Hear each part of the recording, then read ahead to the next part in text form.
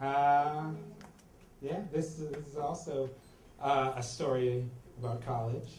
And if anyone heard my story the last time, in a little ways it's kind of like a prequel to that. So I was a student. I wasn't the best student in the world, and I had some trouble, and to the point where maybe I got kicked out of school once or twice. Just twice. So the first time I had gotten kicked out, this is college. I only got kicked out of high school once. So in college, the first time I got kicked out of high school, it was, I went to college down in Baltimore, and my mother was livid and freaking out, and was like, "We're not going down without a fight," and I was like, "All right."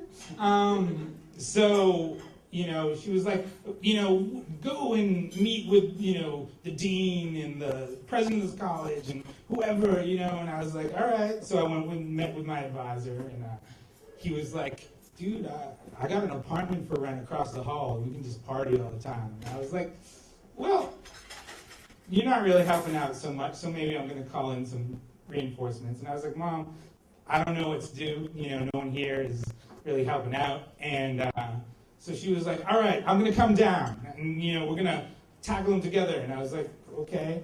I didn't really know how to say no. But then she was like, I can't come down because I'm busy. And I was like, all right, you're busy. It's cool. I'm just your only son. So she's like, but I'm going to send your grandfather down. And I was like, all right. I mean, I love my grandfather. And, he's one of my favorite people in the world. But I didn't know that he was like the best, force to be reckoned with. He's like a very gentle guy, he's like a joker. He's convinced that one day gefilte fish are gonna rise up and turn everyone into gefilte people. So I don't know. So I was like, this is the best choice? Maybe. Well, this is what I get. So all right. So he comes down. He flies down to Baltimore, and I pick him up, and I drive him back to my campus, and I'm staying with friends, and because they kicked me out of the school. So he's like, what's the game plan? And I was like, I have no idea what the game plan is. I guess we have a meeting tomorrow with this woman, the dean of the students there. Her name was Dean Makarushka, and which is like a name that inspires fear to me. And she had a reputation of just being this hard ass that wouldn't just complete asshole, and just wouldn't listen or have any kind of sympathy whatsoever. And I was like, so I was trying to tell my grandfather this, and I was saying, she's a reputation just for not being the nicest, most amenable person. And my grandfather believes in that if you were if you reach out to someone, anyone on a human level, and reason with them, that there's no way in the world that they could ever turn you down, And so he's like, Danny, we're just gonna go in and we're just gonna reason with her and just explain the situation. I wasn't the best student, but I was involved in 100 clubs and on the student government association, and I ran the coffee shop there and all sorts of stuff. So I did a lot of stuff. So my grandfather was like, we're just gonna tell him about that, and and they'll say maybe he just needs to get a little extra study time or something, but they'll let me back in. And so we go in, and the next day, and my grandfather, we sit down, and my grandfather starts talking and, explaining the situation to her.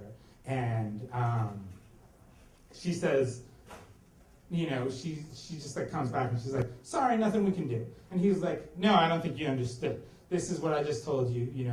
My grandson is, hard, he's just a little wayward or whatever, but, we just need to give him a little extra, help. And she's like, sorry, there's nothing you can do. The rules of the school, blah, blah, blah. And so she goes, and that goes on for like, a half, maybe, I don't know, 20 minutes, something. And then, so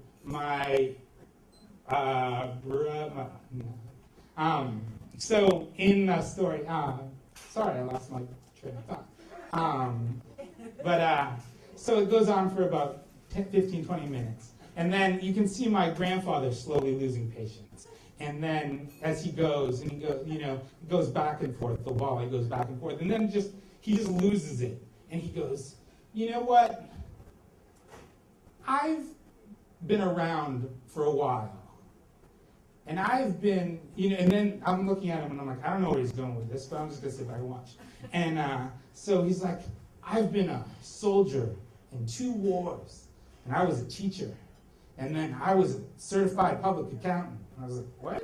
And I don't think this has anything to do. And he keeps listing every accomplishment he's ever done. And he's like, and I've been married. And I have 2 daughters. And 3 grandchildren. And I was like, 2. And I got, and I was a child actor in vaudeville Yiddish theater. And I was like, okay, you're pushing it. So, anyways, and in this entire story, in my entire life, I've never seen anyone with less compassion as a human being than you. And I'm like shocked that he's saying this to this woman who's like has my future in my hands. And, and he points out the wall and goes, and look at these diplomas. And all this education, you've not learned 1 ounce of human compassion and dignity. And I was like, whoa. And then she just like shuts him down. He's like, out of my office. And we get kicked out. And I was like, well, that was nice. But we're walking out, and he just looks at me as we're walking back to the car, and he's just like, man, she was a bitch.